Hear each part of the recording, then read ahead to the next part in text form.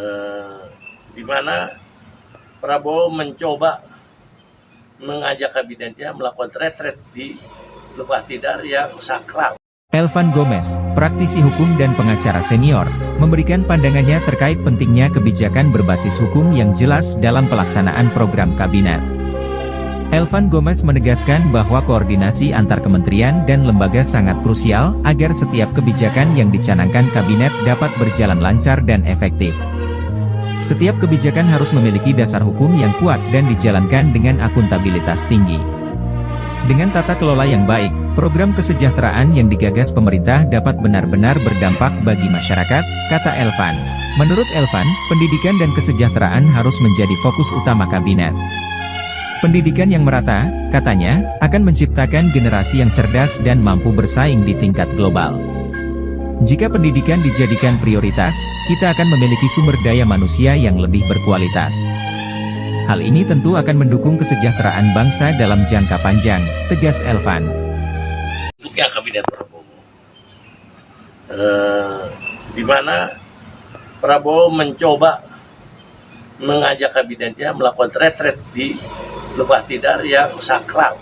Lembah Tidar yang sakral dalam rangka menyerahkan diri untuk berpikir positif dalam kesatuan menyelenggarakan pemerintah bagi masing-masing kabinetnya. Dari retret tersebut, kalau kita lihat filosofinya dari bagaimana Lembah Tidar itu dibentuk dalam membentuk perwira pimpinan TNI maupun Polri sebagai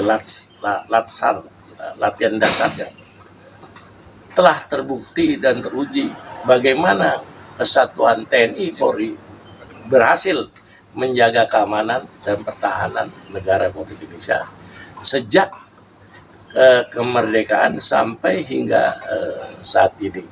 Nah, namun ada catatan kaki bahwa Prabowo akan mengajak para menteri kabinetnya agar mampu juga menjaga, mempertahankan kesejahteraan bangsa, kecerdasan bangsa, dan kelautan negara ini bersama dengan kawan-kawan TNI Polri yang berfokus kepada ketuhanan yang Maha Esa, kemanusiaan yang adil, kemanusiaan yang adil beradab, persatuan Indonesia, kerakyatan dipimpin oleh kejaksaan dan rakyat, dan persatuan dan keadilan sosial bagi rakyat Indonesia. Yang mana ini tertuang dalam bentuk batang tubuh Undang-Undang 45 dan juga tertuang dalam penjabarannya dalam pembukaan dasar 45 dan tertuang dalam penjabaran pada batang tubuh Undang-Undang 45 pada 18 Agustus tahun 1945 sebagai dasar konstitusi negara untuk membentuk bangsa Indonesia menjadi sejahtera dan cerdas. Nah, ini harus disadari karena pelaksanaan sebelum Prabowo menjadi presiden, kepemimpinan saudara Jokowi tidak mampu, tidak mampu membuat negara ini bangsa yang menjadi sejahtera dan cerdas. Kita lihat bagaimana bangsa ini miskin 25% dan kekayaan ada di 9 orang yang bukan bangsa Indonesia. Kedua, bangsa ini juga tidak cerdas karena tidak mampu membagi 70% porsi kekayaan Indonesia tadi menjadi merata bagi bangsa Indonesia. Malah hukum konstitusi diaduk-aduk oleh beberapa partai yang menyebabkan konstitusi negara menjadi rusak, di mana pemutarbalikan fakta hukum itu tidak lagi menjadi panglima sebagaimana diamanat oleh kekuasaan oleh undang-undang yudikatif sebagai kekuasaan yang mereka diri sendiri, tetapi yudikatif mengikuti kekuasaan eksekutif. Nah, pesannya Pak, hal ini Prabowo sadar, maka sebelum Prabowo berangkat, Prabowo membentuk Rakornas. Di mana Rakornas itu hadir yang perlu kita perhatikan adalah kepala daerah, Kapolres, Dandim, kepala kejaksaan yang menyatukan visi dalam rangka penegakan hukum. Dan yang kedua, Prabowo berangkat ke Cina, berangkat ke Cina, itu ada misi, di mana Prabowo ada misi satu, misi kedaulatan rakyat, di mana Cina mulai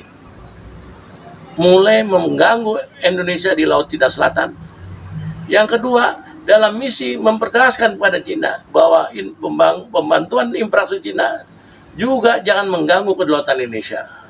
Yang ketiga, dalam misi ekonomi, bahwa ekonomi Indonesia dan politik Indonesia bebas aktif. Makanya yang datang saat mendampingi Prabowo, Panglima Angkatan Udara,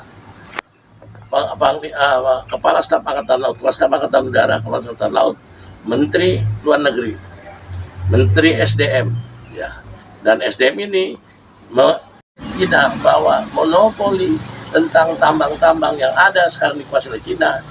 Mungkin Prabowo akan ambil sikap bahwa dengan politik bebas aktifnya Indonesia, bahwa persoalan tambang ini akan menjadi bagian bagi kepentingan seluruh bangsa Indonesia sesuai di mana dianut berdasarkan Undang-Undang 45. Nah, untuk mendukung itu, Prabowo harus segera mengembalikan kepada Undang-Undang 45 sebagai landas hukum supaya mereka dapat melakukan politik bebas aktif, politik ekonomi, korporasi yang di bawah naungan kelembagaan pemerintahan Prabowo.